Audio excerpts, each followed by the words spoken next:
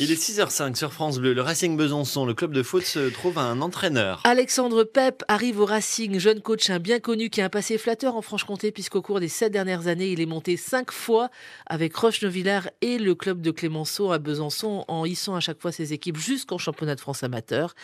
Alexandre Pep a signé un CDI avec le Racing, son club de cœur qui évolue en National 3, le 5e niveau du foot français, un niveau qu'il compte bien quitter le plus rapidement possible. Quand on est entraîneur, le mot CDI, il n'existe pas forcément. On vit souvent le jour. Même si moi, j'espère durer ici et puis relancer une dynamique club parce que je pense que ce club, il le mérite. Et à Besançon, il peut y avoir des fusions, il peut y avoir des créations de clubs, etc. Je pense que le club historique, ça reste sans problème le Racing Besançon.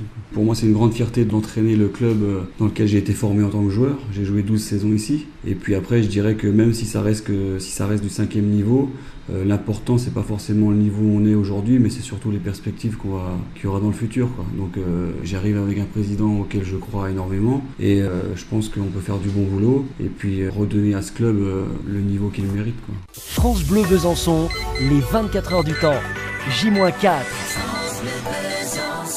Le 30 mai aujourd'hui, 8h01. Le journal.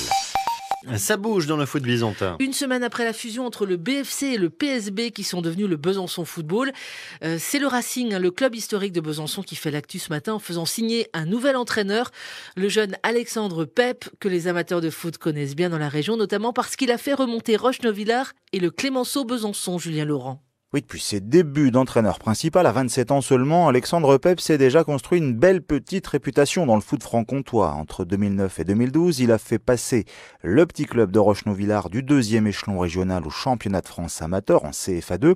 Et encore mieux, ces 3 dernières saisons, 3 montées successives avec le Clémenceau, qu'il laisse désormais avec un billet pour le National 3, l'ex-CFA2, après l'avoir récupéré en 3e et dernière division régionale en 2014. Mais pas de recette magique pour Alexandre Pep, non.